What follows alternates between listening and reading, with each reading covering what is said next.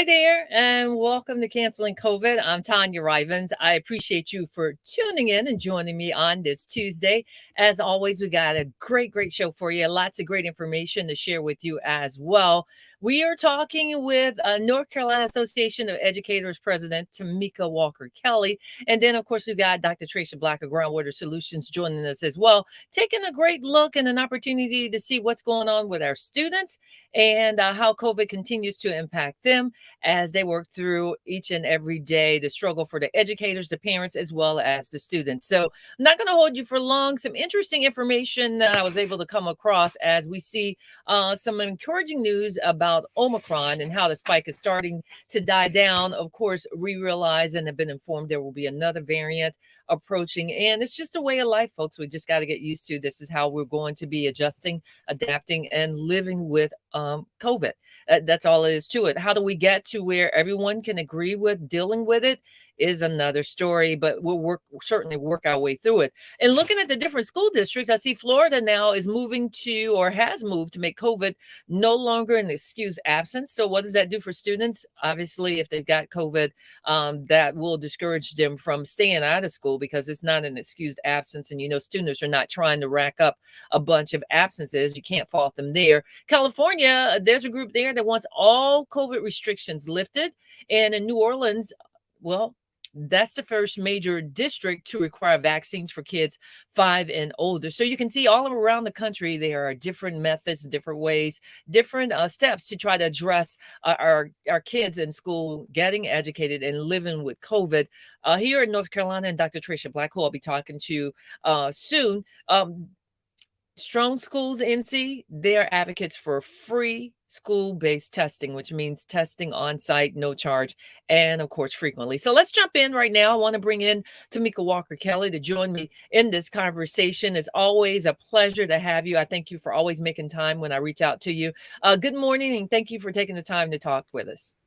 Good morning, and thank you for having me back. Absolutely thrilled. Wouldn't have it any other way, and appreciate all the work that you're doing for our educators as well. Let's go ahead and get started. Maybe talking about we know how the pandemic has impacted our students. We know how hard our educators work. So we've had a rash of absences based on or teachers out because of COVID. So kind of talk about what teachers are dealing with, how they're coping with the pandemic still. Here we are over 2 years in and still having some of the same conversations. So first, I want to say thank you to all of our educators and school staff across the state and in the district here in CMS. It has been a tough 2 years of working and living through this pandemic, and our educators continue to show up in our school buildings with the utmost professionalism every single day. Throughout this pandemic, we have seen, of course, an increase in staff shortages due to people catching COVID, being isolated or quarantined, or even people resigning from the profession altogether. And so those staff shortages do take a toll on our educators. We hear a number of stories, not only in the school district, but across the state, of our staff having to cover one another's classes because there aren't enough teachers or substitutes available in our schools. And that adds to the increased workload that has already been compounded during the pandemic of having to not only try to teach academics, but also helping to look for the social and mental well-being of students, but also trying to keep them physically safe in the scope of this pandemic. And Tamika, you just touched on something which I've seen a lot about, the mass exodus, or how we're losing teachers, especially here in Mecklenburg County. It's probably not unique to just our county, but what are teachers doing? They just rather go have another profession, or are they fleeing to, say, smaller school districts or charter schools or private schools? So you're right. What we're seeing is not unique to the school district. It's not unique to across the state. It's not unique to any other state in the U.S. It is a national teacher shortage. It is part of what we call the wave of the Great Resignation. Many of our teachers and school staff are finding the current conditions unsustainable.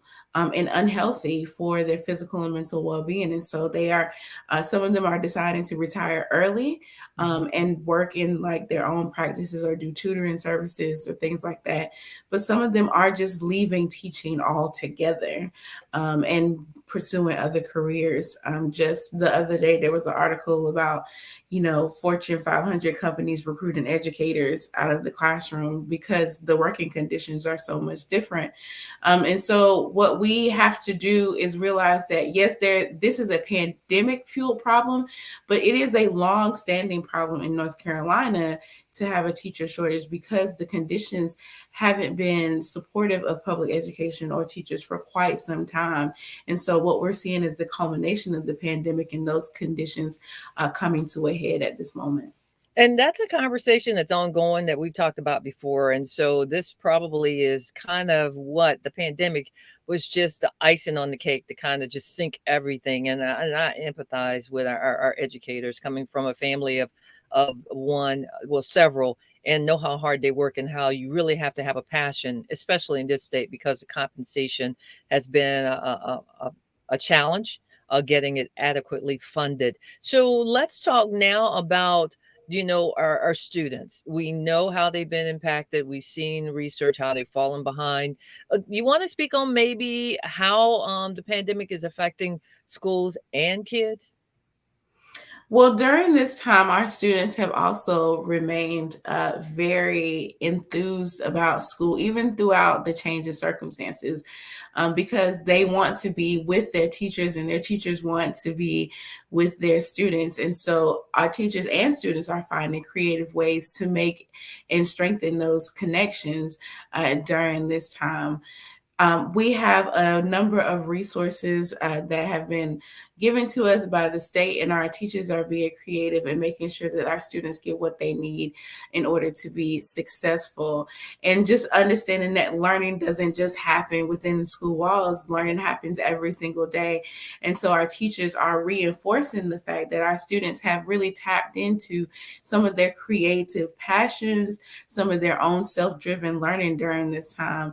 So one of the things that we have to be mindful of is that even during the changing circumstances of this pandemic, a standardized test won't ever capture all of the things that our students are capable of, and it never has been.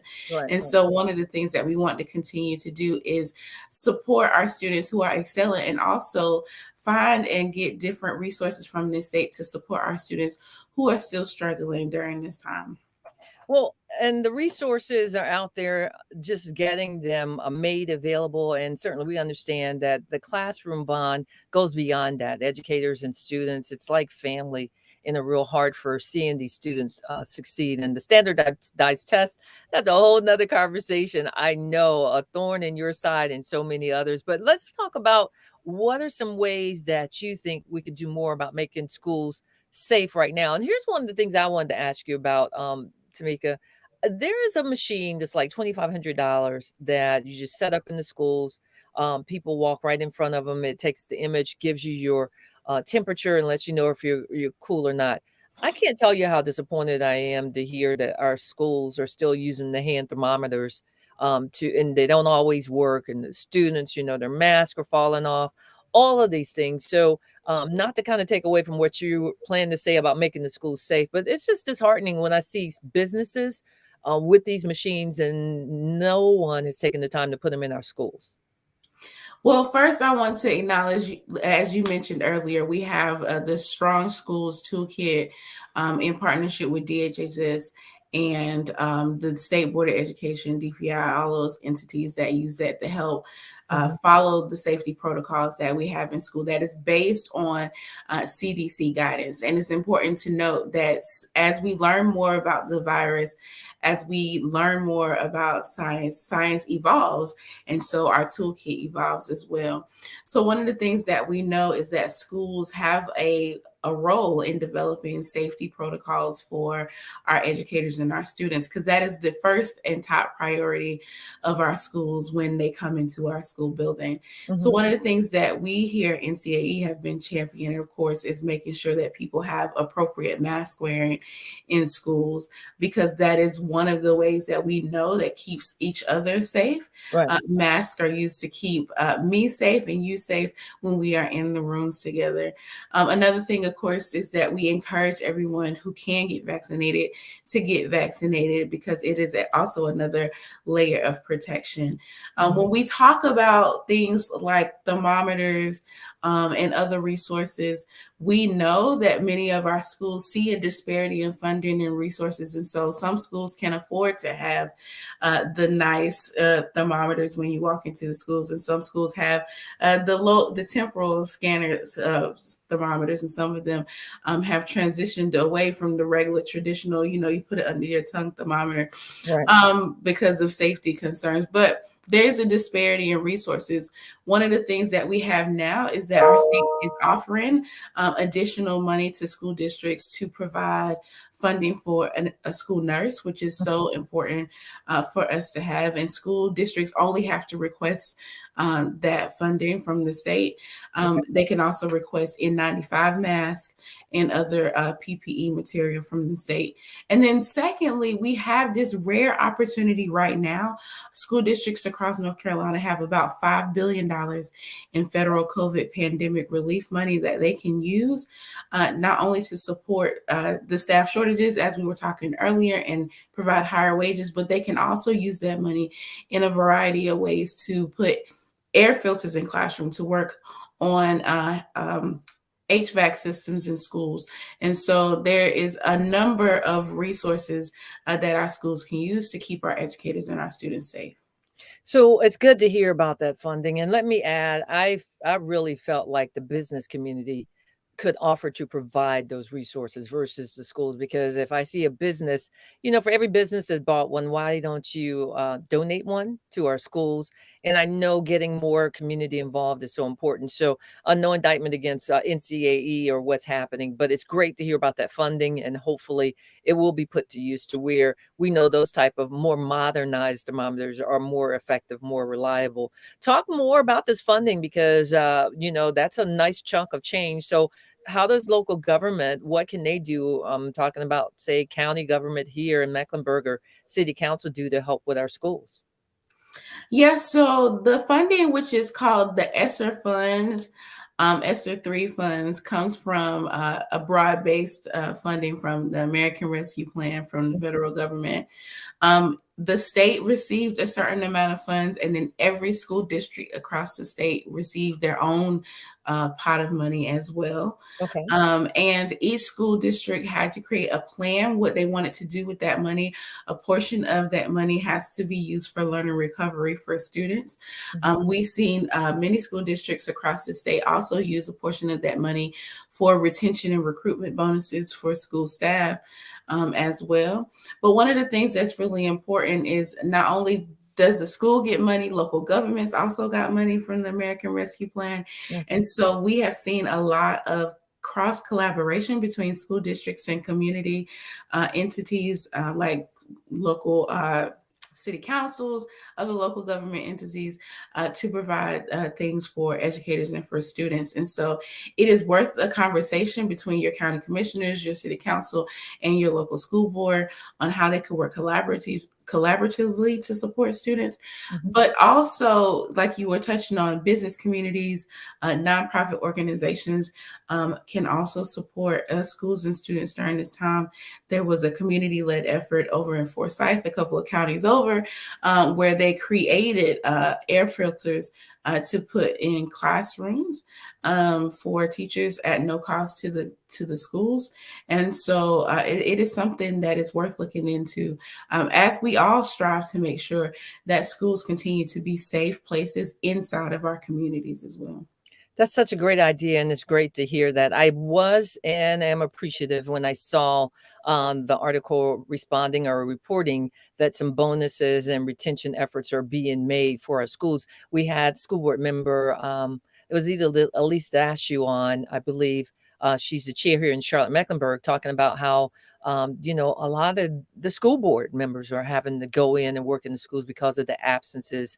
And hopefully now there's a model that can be used to draw more retired educators out to step in, since we know this is not just a one and done. We're going to have more of this happening. And as you know, I kind of highlighted in some of the changes happening with schools around the country, clearly we're still figuring this out. We know that, and it will continue. I just appreciate the positive minds and those that are looking out for where it benefits everyone, and it's not a selfish decision on what's in it for me and my child, but for our entire community. And along those lines, kind of talk about what parents can do for any that's just thinking about just them and their child and their household. What I like to preach and say here is, if nothing else, think about your neighbor. So we realize that schools are integral and important parts of the community. And if anything about this pandemic hasn't shown us anything, the pandemic has shown us that how important schools are to our community, to our state, and to our whole country. And so as a parent, I talk to other parents about really opening those lines of communications with our schools, really trying to be flexible and ask our educators, what do they need at this time? How can I best be supportive? I think I sent a message to my child's teacher just the other day and said, if there's anything that you need restocked in your classroom, from Kleenex to anything, just please let me know. Just send me a message and I'll be glad to assist, because it has been a really difficult challenge during this time. And not only are teachers feeling that crunch, teachers who are parents are also feeling the double crunch as well. And so we all have to give a little grace to one another. We all have to be there for one another, be empathetic toward one another, because the only way that we are going to endure and persevere during this pandemic is by relying on the kindness of each other. And we have to be able to model that for our kids as well as we continue to go through these days. And so my advice is to just be open to communicating with all of our parties and advocate for our students and our schools so that they get the things that they need as well in order to keep our entire community safe. Community involvement is so important, and it's so much more now than ever because our students, our babies really need us. Tamika Walker Kelly, she's the president of the North Carolina Association of Educators. As we wrap things up, I want to say again, thank you for your time. Is there anything else that you would like to leave with our viewers? Again, as we continue to move through this pandemic, it is important that as stakeholders, as parents, as educators, as concerned community members, that we all exercise and advocate and use our voices to make sure that our students in schools and public education in the long run continues to thrive in our state. Thank you so much. Very well stated. We appreciate all your efforts, all that you do. And again, thank you for taking the time to join us. Thank you so much. All right. Great stuff for you as we continue on canceling COVID, the conversation about our students and what we have going on. And we've got plenty of work to do, folks. That's really kind of the bottom line. At the start of the hour, I meant to mention this program is made possible because of our sponsors, Mecklenburg County Public Health. We're so grateful for them. Of course, Mecklenburg County Public Health, mecknc.gov, 980-314-9400, 980-314-9400. Also, grateful for Groundwater Solutions and their sponsorship, groundwater-solutions.org, 704-596-0505. And I just want to remind you about this important report that's been released, the impact of COVID-19 on low-income households and communities in North Carolina, a very valuable resource. And if you got an opportunity, hop on the website, keenaninstitute.unc.edu. A lot of effort put into that. I will get some of the folks that are behind this effort on in the coming weeks. We've got a lot of great information to continue to share with you. I see you hopping on. Share your comments. It's always a pleasure to speak with the NCAE president, who has a real pulse on what's happening in our community. However, for now, we're going to bring on Groundwater Solutions. I mentioned them as a sponsor. So grateful for Dr. Trasha Black, who's always here, always answering the call. And thank you for taking the time to talk with us. Good morning to you. So hopefully you can hear me. I'm showing that you are muted on your end. So hopefully it's not on my end. I'm muted. How about that? There we go. Okay. Good morning. How are you? Good morning. I'm wonderful. How are you? Doing fantastic. Looks like we're getting some sun. Glad to see some of the clouds move out. Of course, I know we've got more Yes. coming, but my goodness, we've got a winter this year, folks, and we're having to deal with that. And you're out and about at Groundwater Solutions dealing with testing. One of the things I thought about, and Tamika and I touched on, was the Strong Schools NC advocates for free school-based testing. You've been talking about that all along. I guess you and I both trying to figure out what's taking so long to get this stuff in order, because surely you are a huge advocate for testing, testing, testing. I think some schools have testing available. Not all schools have testing available. Uh-huh. Earlier in 2020, contracts went out. I think what I believe is North Carolina picked providers who were not local. Okay. And they were not able to get up and mobilize quickly. I Mhm. think we're kind of getting back to the place where they're looking at local organizations who provide testing to Okay. support some of those larger contracts. So hopefully over the next few weeks, and definitely over the next months, we'll see that testing will increase in schools. Well, fingers crossed for that. So now, speaking of testing, you're out and about every day. Tell us, the report is that the Omicron now, although North Carolina was still showing some pretty high marks as far as the ICU units and being pretty crowded, but for the most part across the state, we're starting to see the numbers drop, which is a good thing. I think we would all agree. Right. Again, the numbers were alarming after Christmas all through the month of January. And Mhm. as of this week, we are seeing the numbers drop. I'm happy to say that yesterday in our laboratory, we had 0 positives. And we've been Oh, running in the hundreds for the last month. So we were very excited to see those numbers start to slowly go down until 0 yesterday.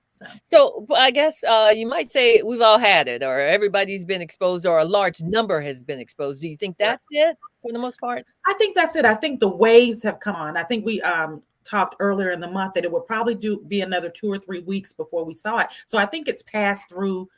Everybody could pass through. I think we've all been impacted. We've all been touched some way by Omicron, and we were not expecting it. Well, speaking of not expecting that, there are reports that there's a new strain Mhm. out there. I believe I saw a report that at least two had been identified, even in Mecklenburg County, but there's no alarm just yet. And I Right. looked at that headline and I said, okay, so when do we sound the alarm? When do we take the steps, or are we just tweaking what we have in place so that we will be ready for that? What are your thoughts along that? Well, again, I think this is going to be our lifestyle for a while. So we need to stay ready. So, it's coming. We should expect it to come, and we need to be safe and ready at all times. If I didn't learn anything from the last month, is the laboratory needs to be ready. Our staff needs to be ready. If we have a day where there are 50 people that come through the line, take Mhm, that as a breath of fresh air and, a light day, but mhm. don't be surprised if the following day you have 500 coming through. We need to be ready at all times. I think that needs to happen in the schools and the businesses, everywhere in our community. We just need to stay ready. Tamika talked about the educators. We talked about the great resignation. They're leaving. Our students are struggling. Parents are trying to juggle, especially if they're an educator with a child. Mhm. That's like a triple whammy. What are some of the suggestions, or what are your thoughts on how we can help these educators out? Well, I think it's impacting all of us, Tanya. That really, she moved me when she talked about that, because I've talked to a lot of people about the great year of resignation in Right. 2021. My concern, though, is that this year they're predicting this to be the great year of depression. Um, That we have been in this COVID standstill for 2 years, yeah. and you have folks who are coming out of it, young people, young adults who feel behind, like they've been stagnant. You Yeah. know, um, death of Miss USA, Right. that it was hard for me. And Yeah. I read about some of the writings that she did and some of the speeches, and she felt like she was behind now. And Yeah. I think that is where I see a lot of people at today. The students, they're struggling in schools. The Yeah. teachers who are overworked, we have so many vacancies, and that's in every field. In the hospitals, we have executives cleaning rooms because they're Mhm. short staffed, and Wow. folks are out due to illness. So I think everybody feels so overwhelmed that we really just need to be supportive of each other. We need to come together as a community, as a village, see where our lacks is, because people do need jobs. I think there was a great year of resignation, but there are still lots of folks out there who are job hunting, Right, who right. limited skills. This might be the time that we start looking at the populations who have historically not been able to access jobs in healthcare, and let's give them an opportunity. Folks who may not have been able to access educational positions, now let's give them an opportunity. And certainly a different model. And to go back to what you just touched on, of course, the Carolina native that made the headlines, so unfortunate. The shameless plug here. I have an article that I'd already written at praisecharlotte.com if anyone wants to hop on and just check it out about let's talk suicide prevention. Let's have this conversation over and over. Therapy should be, and we've said this, I've said it, it should be a part of our daily conversation. And one of the things that in all the articles that I'm seeing, even people on my site, there has been a huge effort, a big effort to launch 988, which is so much easier than memorizing the 1-800, I think it's 25-TALK. And I don't see anyone else pushing it. Now, it's not going to be totally operational with all outlets until July, but it works. And how do I know? Because I tested it before I posted it. So what I've tried to do when I see people posting stories, I go 988. Because the goal is to make that synonymous, like when you hear life emergency, 911, when you think someone's got behavior of some type, 988, just 3 digits. And there's a lot of hoopla. We just got to start pushing that, because they can talk, chat, whatever, dial, and it's not, the long digits that you have to try to memorize. And thank you for mentioning that, because again, seems like we're not as proactive as we should be. You shared this more than once. Mental health. And that's my background. I 25 years in mental health and mental wellness, and I have never even heard of 988. Yeah. So I'm doing a good job getting it out. Exactly. So I need to know that, because people are struggling in silence. Yeah, 988 is the number. To have been struggling in silence with such pain, and there's so many Christies out there, that are not speaking, male, females. We just need to start talking. We need to start being available and make it okay to talk about depression, anxiety, all those things that many of us are struggling with, even at a greater result because of COVID-19. Well, it's called the New Lifeline, and actually it feeds into the 1-800 number, Dr. Black. So I need to remind these guys and send a note. The marketing around it is just not hitting it right now, because as a professional, you should be aware of it. My question, as we have kind of, I'm glad you introduced the elements, because our students are struggling more than ever. Even in the article that I wrote, it talks about how three reasons why we've seen suicide numbers somewhat level out, but spike in the minority community, and especially our community included. And one of the reasons is because we've gotten hit the hardest by the pandemic. For 2, the insurance coverage, not there. And 3, the leadership, the experts like yourself, we don't have enough of you that are culturally sensitive to what's going on. And so this is what's happening. And that's why I plugged this article. Again, it's praisecharlotte.com. And I start by saying, when there's a celebrity, and God bless who we've lost, we talk, everybody rushes to post pictures and talk, and then the conversation stops. Right. That's not how it's supposed to work, folks. We've got to keep talking. Absolutely. There has to be an open dialogue. Another plug, we are co-sponsoring an event February 9th, next Wednesday, Charlotte Hornets Mental Health Awareness Day. We'll be taking 100 young people and chaperones to an event from 12 to 3 at the Coliseum, and then that night we'll all attend the game, and we'll be talking about mental health, the struggle that young people are experiencing, and nobody's talking about it, or they're not having the open dialogues about it. So we want to give them a safe place to begin to talk, to begin to share, and to learn how to support each other. Awesome. And you're always doing awesome work. And we're going to continue to talk about it. I know as long as I'm connected to you, we're going to talk about mental health. I'm hearing more and more people around you. And what we're saying is, don't let people suffer in silence. Ask them, talk to them, be nosy. Yeah. And if something doesn't feel right, doesn't seem right, then push the issue. Even if a person is offended, just tell them, they know that you're genuinely concerned and that you care. So thank you for taking that group of young people. Thank you for all that you're doing around mental health and mental fitness, and keeping the conversation going. So I know that you're out and about today with testing. You know, COVID has pushed us all to the edge to where, you know, it's tough. And now we're heading into our third year pretty much. So, you know, you guys are out testing or whatever you all are doing. Anything else you have coming up? Let everyone know. We have a program. It's called Operation Go that will be launching in March. It is a vocational program for youth and young adults to introduce them to 10 career opportunities: culinary arts, tennis shoe design, music production, things that young people are really interested in. There are 10-week programs, and they can go through as many programs as they like. And we'll be launching the first pilot in March of this year. Oh, awesome. Now, how do students get involved? Do they have to Call be us. in high school? What's They the do age not. group?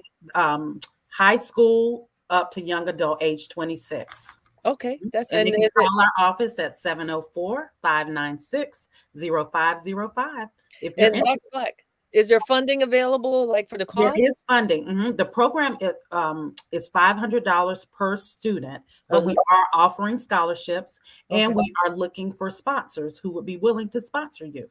Okay. Well, get us more information and we'll continue to I'll lift send you that some up more and information. yeah. So you're out and about testing today anywhere? We're at Indian Trail, Food Lion at Indian Trail across from the Harris Teeter distribution. We will be moving to the Monroe Mall at the end of this week. That site will go back 9 miles up Highway 74, and we are always at our office at 5104 Reagan Drive. Well, we certainly appreciate you. Thank you for your support of canceling COVID. Hey, it's Black History Month, and here's a history maker right here, one of our distinguished professionals working in our community, Groundwater Solutions and the Genesis Project. So thank you again, Dr. Trasha you. Davis Black, for taking the time to join us. All right. All right. Have a good Enjoy one. the rest of the day. You too. I appreciate her oh so much again as we continue to wrap things up. Actually, it's time for us to get up out of here. Time always flies by. Hopefully, you've gotten some information that you found useful. Again, that's Groundwater Solutions, groundwater-solutions.org, 704-596-0505. How exciting, a program kicking off as well with Groundwater Solutions that also works with Genesis Project, doing so much in our community. I'm very grateful for their support of canceling COVID, along with Mecklenburg County Public Health, mecnc.gov, mecnc.gov, 980-314-9400. I mentioned praisecharlotte.com. Please hop on and check out that article. Again, this should be a continued conversation, and I ask that you help us to make it a continued conversation. And the 3 digits again, 988. That's 988. It feeds right into that lifeline. We're going to push as much as we can from our end to make that the number that its intention is just as popular as a 911. Any person can call if they're just distributing or exhibiting some type of behavior that you think they might just need someone to talk with. All right. Praise 100.9 FM, folks. Join me every Saturday at 10 a.m. I appreciate all your love and support, and I ask that you do continue to tune in. As always, life's challenges make you better, not bitter. I'm Tanya Rivens. I see you hopping on. Do me a favor. Please share whatever you can. Hit share so that others will realize that together we are working really hard in our community to cancel COVID. As I mentioned, the sun shines out today, folks. Get out. Have a great day. Have a great week. Be safe. Continue to wear your mask. Use your hand sanitizer and practice physical distancing. I'm Tanya Rivens. It's Canceling COVID. Thanks for hopping on.